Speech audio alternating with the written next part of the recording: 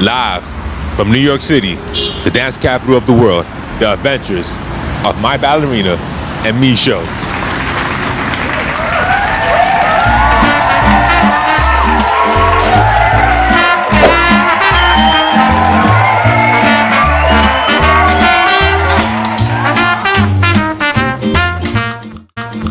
My ballerina and me, we two are as close as can be. Whether I'm trying to climb up a tree or sitting down with you for tea, we're dancing, we're dancing. Sometimes we go for a long stroll ride, or in the playground I can go down the slide. It doesn't really matter the things that we do. All that matters is just me and you. We're dancing, we're dancing.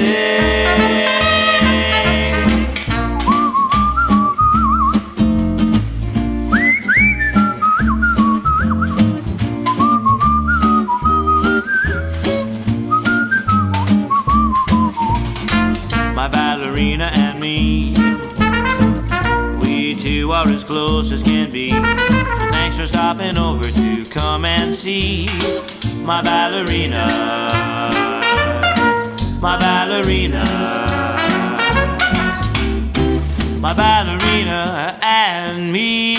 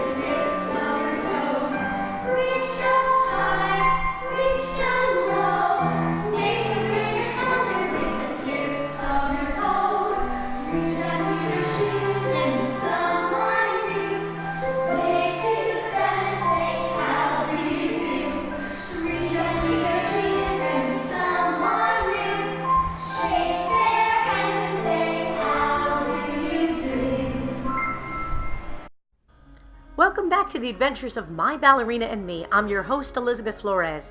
For today, meeting someone new, we'll take a special visit to American Ballet Theater's studio company and meet with dancer Leah Baylin.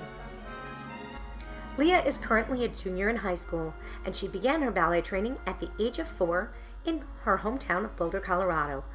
She studied at Boulder Ballet School, where she appeared in numerous performances alongside the company. She appeared in roles such as Clara and the Ballerina doll in the Nutcracker, and even danced the title role of Giselle. Leah competed in Youth America Grand Prix, placing in the top 12 in the junior and senior classical categories, advancing on to New York finals in 2016. Leah also competed in the Denver Ballet Guild's Young Dancers Competition, where she placed 4th in 2016 and 3rd in 2017. She has attended many summer intensive, including Houston Ballet on full scholarship and Colorado Ballet, and in September 2017, Leah began studying at American Ballet Theater's Jacqueline Kennedy Onassis School under the direction of Cynthia Harvey. Here she had the opportunity of performing in Benjamin Millepied's Counterpoint for Philip Johnson. In January 2018, at the age of 16, Leah was invited to become a member of the American Ballet Theater Studio Company. We are so delighted to be here today and to hear more about her story and meet all the amazingly talented dancers at American Ballet Theater Studio Company. Let's take a look.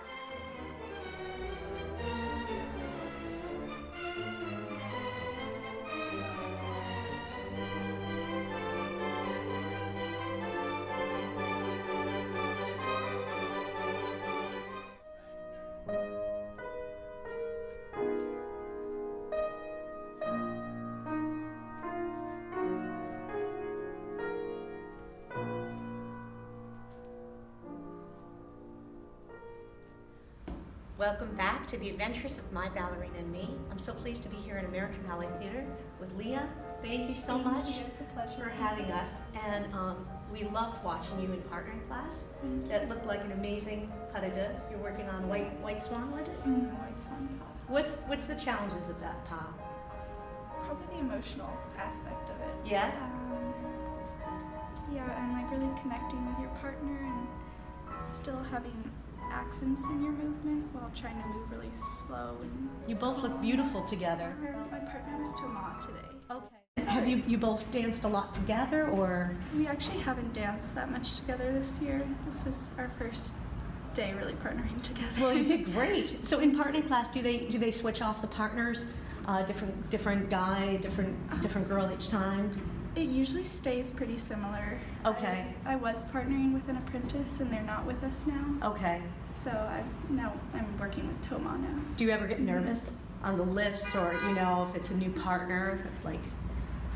I wouldn't say I get nervous, but I'm just like trying to figure out in my body what's gonna work out and not work out.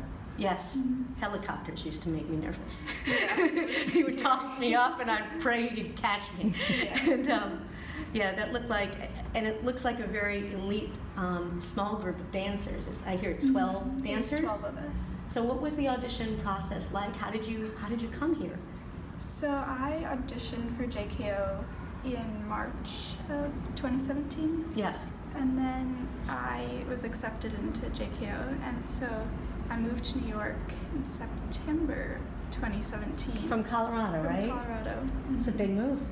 Yeah, that was. It was different being away from my family. And, Right. So I started at JKO and I did a semester, and then they asked me to join Studio Company in January of 2018. So I've been here since then. Congratulations. It's a huge achievement, and a dream many dancers have. What is a typical day like for you? Sometimes have strength class to get our muscles working and get ourselves strong at 9, and then after that we'll have an hour and 45-minute technique class, and then we often have a point class or a pas de deux class, which is partnering so we can work on our skills there, and then we'll have a short lunch and rehearsals for most of the rest of the day, and we work on all our rep. So right now we're working on a contemporary piece, and we have classical rep too, all sorts of rep. And then sometimes we also have an additional class after that, like character or music class, dance history. So it's a pretty full day. So where do you go to school? I do online school. Oh, okay. So this is my last year of high school, and I'm finishing up all my classes online. Okay. What is training at ABT like? It's really amazing. It's a great experience. All of my teachers, almost all of them were amazing professional dancers. Like I was just working with Jillian Murphy and Ethan Stiefel. And everyone has a wealth of knowledge. It's really amazing. They give it to you and work on your artistry and technique. And really help you to grow. Because I went to the summer camp, and it was really cool to work with a bunch of different people. Yeah, it's an amazing experience. What is your favorite ballet and why? I think I'd have to say Romeo and Juliet. Probably just because it's such a dramatic story, and I love Prokofiev's music and McMillan's choreography along with that. It's just really powerful. Loved it. What is the hardest part of dancing, and what do you enjoy most about ballet? Well, right now for me the hardest part is doing my full day of rehearsals and ballet with all my schoolwork. Aside from that, I'd say all the attention to detail. You can dissect something so much, just like dissect a step, and that can become really tedious, but that's also probably my favorite part of ballet. I have a school and I have students, and I want to ask you something because I have one girl. She's young and very talented, and she performed, and some of her friends saw her in the performance, and something went wrong with her hairpiece, and they've given her a terrible time and bullying her at school to the point where she wants to quit dancing altogether. And I want to ask you, what advice would you have if you've ever faced discouragement, or maybe people who don't understand how much dedication and work ballet is, what advice would you give to somebody who's at that point? Well, I've had hair pieces fall out quite a few times, and that's just something It happens to all of us at times, right? Yeah, it happens to everyone. I'd say when my friends aren't really understanding what I'm doing and aren't giving me the time of day for it, I've just really tried to figure out deep down why I love ballet and why I want to keep coming back to it. Yeah. And why I don't just give in to them. Because not every day is easy, right? No. Some days your muscles might hurt, or yeah, some days I'm just tired and it's really hard, but then there's these high points that just make me want to keep coming back, and that's what I really love about it. So you would encourage her to think of what she wants from it. Yeah, and what she'd be missing out on if she loves it that much. I agree. I hope she'll watch this, because somebody of your level, I think, would inspire. And what was the most exciting news you've received in your dancing career so far?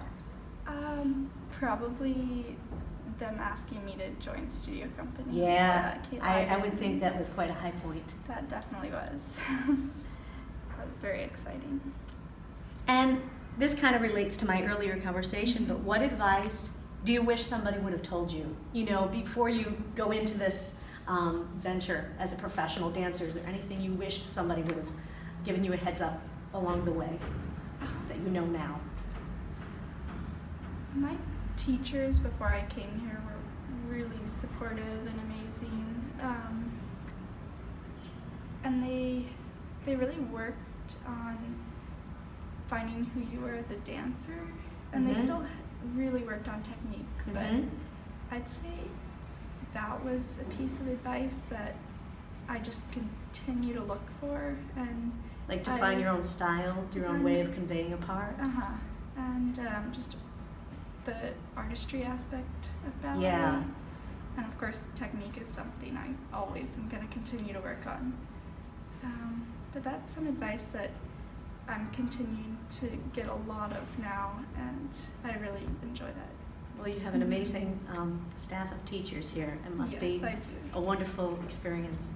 I know you have a busy day. Thank you so much for being on our show, and we'll watch for your career and look forward to watching you perform. Thank you. Thanks so much. Special thanks to American Ballet Theatre for allowing us to come in and visit the studio company. If you've enjoyed today's episode and all that American Ballet Theatre has to offer as the world's finest ballet company, consider becoming an ABT member.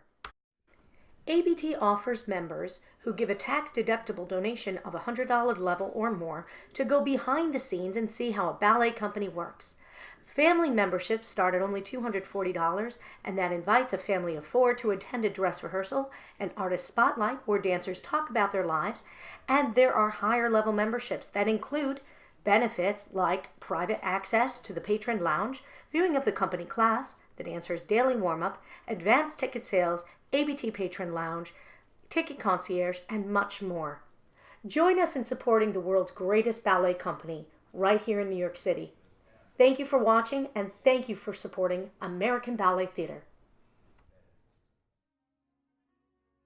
Back to the adventures of my ballerina and me. Today we're privileged to be here with the maestro of the Metropolitan Opera House, American Ballet Theatre, David LaMarche, and thank you so much. You're welcome. For my pleasure. Inviting us here. And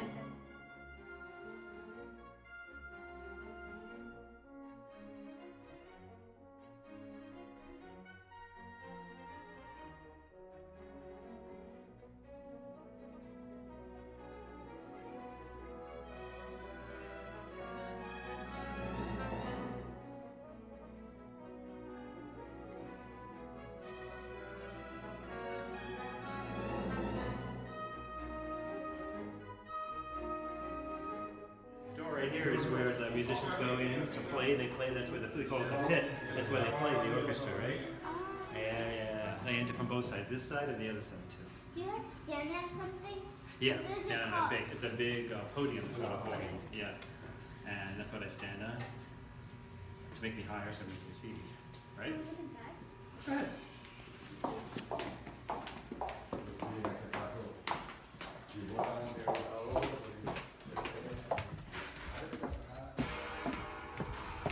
Back here is where all the percussion players play, you know, xylophone, triangle, you heard some this afternoon, tambourine. What do you think is the biggest instrument in the whole entire orchestra? The biggest one probably Like the biggest. this one right here, bass drum. Yeah. I mean, otherwise, like, the biggest is the tuba that the brass players play. Otherwise. So they also, all the brass players play over here. The woodwind players play. See the harp in the distance there? Yep. Yeah. And then the string players all on the other side. What about the cello? Yeah, on the other side. Right near the harp where the harp is. That's where they all sit. How many rehearsals does the orchestra have? It's different for every piece. Like Swan Lake is in our repertoire every year. So actually, this year we only had one rehearsal. Oh, really? Yeah, because they've played it so many times they know it really well. So we had one rehearsal that was 3 hours. Okay. And okay. then we just went right into the show from there. And was that rehearsal, of course, with the dancers or just an orchestra That one rehearsal? wasn't with the dancers, actually. Okay. Yeah, and then we had one in the afternoon with the dancers, but with a pianist playing the score. I see. Yeah. Just to set the tempos. Yeah, sometimes we do that. Mostly we use the orchestra for our dress rehearsals, but if it's something that's in the rep a long time, Yes. then we don't actually. And all the players are consistent through the years? Do you have a lot of, like, sometimes newcomers that... Yeah, they're consistent unless they decide to retire or Sure. take a year off or whatever, then we have to find somebody else. That's a And the pretty string- amazing gig. Oh yeah, that's a great gig. I mean, this 8 weeks it's actually grueling too, but I mean, it's, you know, because you have one ballet, then the next one, and the next one. We rehearse the next one coming up in the week that we're performing one and all that, so it's, you know. And why do you think Swan Lake is like everybody's ultimate ballet? Why is this the one that's the big one? I for think it's everyone? a combination of a lot of things. I think it's a great story. It's very dramatic. The music is fantastic. Music is familiar to most people. Yes. And the dance, I mean, the choreography is great. Right, You know, right. the second act and the Black Swan and all that stuff. People, you know, it's so iconic now. Yes. Everybody knows it, you know. And what's the most challenging ballet to conduct?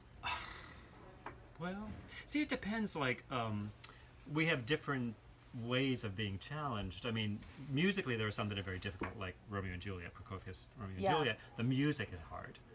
But then there are some where it's harder for the conductor because of all different changes in tempo. Something like Giselle or La Bayadere or something like that. Those are my two favorite ballets. Oh my God! Really? Wow. See, I'll be conducting you someday. Is it like the part with the snake? Yeah. And then she Is that dies. everybody's And then favorite she part? dies. That's her favorite part. How do you conduct? Well, Because so I had a conducting stick before birth. That was your One dream time- to get, your one dream gift. time I had one for Christmas and then I put it in my seat yeah. and so I sat on it Oh, and it no. broke it. You broke it. Yeah, I've broken a few too. We Actually, rehearsed for this interview. That Actually, wasn't part of it. Also the dog chewed the Okay, one guys. part. That's going on Can we TV. stand point, you know? You want to come into the room for a little bit, or? Absolutely. Yeah.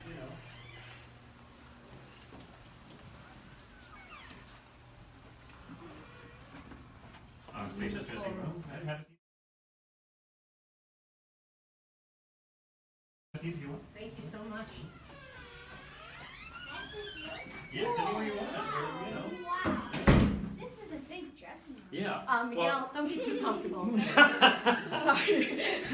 Overstay your welcome. Well, it's such a nice room because this is obviously the dressing room for the Met Opera conductor. You know, we're just renting this now, so It's beautiful. yeah, it's a nice room. And so many occasions you've helped bail us out when we cannot find some of these beautiful ballet Yeah. scores. So I think Paquita, our latest Something search like was that. the Satinilla Ballet. Oh yeah, that was hard, boy. Yeah. It's difficult and Flames of Paris. You That's also another helped one. us find. Why Yeah. do you think ballet music is so difficult sometimes to To find, obtain? yeah. Well, the thing is that a lot of these ballets are old pieces from the 19th century, and of course they're not in the regular symphonic repertoire. They're just in ballet companies' repertoire. So the only people that need them are ballet companies, and so sometimes, like when we are looking for a ballet, we have all these resources. You know, Yes. we go to other ballet companies in Europe or in the U.S. There's a few people around the country who know a lot about this stuff.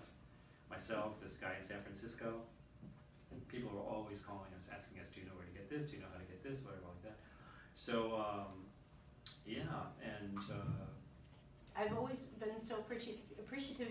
You've helped us and Well, respond right away. It's it's the top of the top that I was nervous to ask you at first, but I really appreciate and to keep ballet alive is so well, that's the important, thing. isn't it? Yeah, that's the thing. So And the many fact that you use live music. We right? try. You We try. sell oranges Which and is chocolates amazing. and whatever we can Yeah. to work with live musicians because it's just there's nothing like it. When you see a performance here and the dancers, I mean, you have the best dancers in the world. So if Yeah. they're holding a balance or doing multiple turns, you accommodate these things. Yeah. What would you advise companies and dancers in the next generation? Why is live music so important? It's important because I think it helps the dancers to grow as artists, because then every time they get up on stage, well, first of all, there's the energy of live human beings playing. Yes. That's one thing. You can't deny that. That's a big thing. And then there's also, it's going to be slightly different every time when you have live music, because you have whatever, different conductor or whatever, and that's good for a dancer to get used to that, because then they don't get set in one way of doing Yes. it, which can be limiting in terms of their artistry, I think. Can dancers at times be difficult to work with? Yeah, I mean, not difficult. I actually give them a lot of slack because I know how difficult it is for them.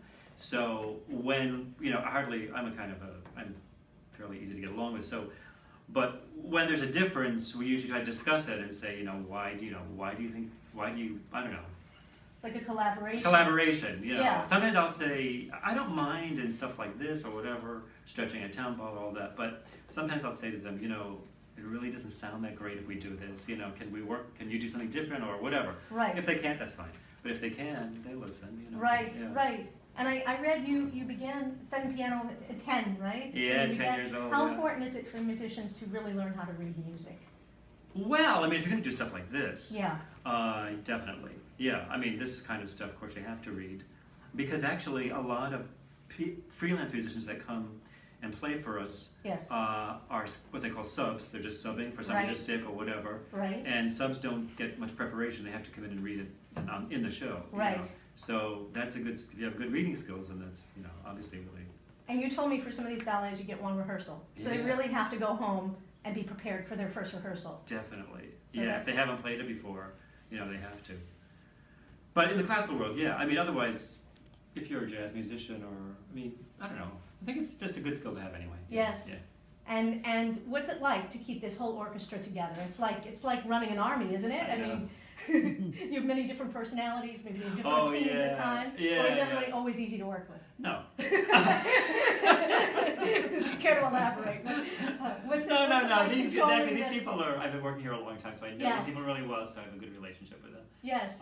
But these are like high-level performers. It's steering a big ship, right? Yeah, Every and time. so they all have big personalities. And, Sure.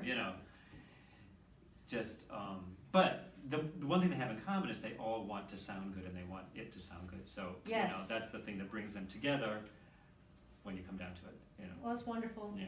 I can't thank you enough Welcome. for having us. You're welcome. And I'm just going to allow, if I can, the Yeah. children to ask one quick Okay. question that we rehearsed. What was the first piece you ever conducted? I'll tell you. So the first company that I worked for in New York was Dance Theater of Harlem. And that was in 1983, and I first conducted a couple of years after I joined the company, and the first piece I ever conducted was a balancing ballet called Square Dance, with music by Vivaldi.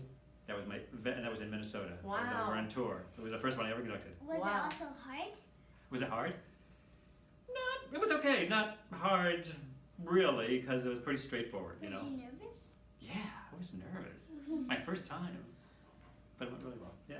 And I guess for a ballet conductor, you have to have a lot of it quite memorized because your eyes have to be up, which is more challenging than other things that are more.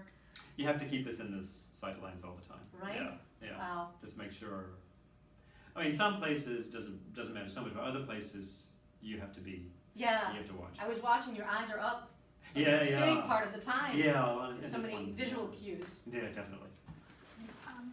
What is your favorite part about being a conductor, and what is your least? Good question. My favorite part is in the show, like, there are moments in the show when you feel really connected with the musicians, right? And the dancers, and you feel like it's all sort of working, right? Like this chain of energy or something. And that's my favorite moment. Everybody's working together, Yeah. right? Yeah, and you really feel it connected. Least favorite part? Well, I don't know. I mean, I have good days and bad days, you know. Some rehearsals are difficult just because of whatever. Musicians are tired or you're tired. And some performances don't quite click sometimes, so, you know, but that's a lot of performance. Yeah. Did you always like have it in your head to conduct for ballet? Was that your No. or did it sort of happen by fate? One thing led to the other. It happened by fate because I started out as a class pianist. Yes. Yeah, and then when I moved to New York, I got hired by Harlem, Dance Theater of Harlem. Arthur Mitchell hired me. And after I was there for 2 years, he said to me, I think you would be a good conductor. Why don't you learn how to conduct? I had no, and I started to like taking lessons, and then that's how I got into it. Wow. Yeah. Did anybody in particular inspire you? Any conductor or anything? Who was your hero? Oh gosh, well, there's conductors that I love, but back then I was really just on my own. I trained with some people in New York. They were like old Broadway conductors, Oh, really? So I really needed to learn the basics of how to do it. Uh-huh. So those are the people I actually learned how to conduct from. Wonderful. Yeah. So always be prepared, right, for opportunities, because you never know where it leads. I know. Your first instrument was piano. Yeah. I studied piano. Yeah. I still play, but now I do both. Why did you choose the piano as your first instrument? Well, like my brother and I were both very musical. We listened to music a lot. We liked music. We sang. And then my father said, "Do you want to study an instrument?" And I said, "Yeah." And he goes, "Well, let's get you a piano. You can start on piano." And so I just took to it right away. Wow. Yeah. Well, you both say thank you. Shake hands. Thank you. You're welcome. You mind-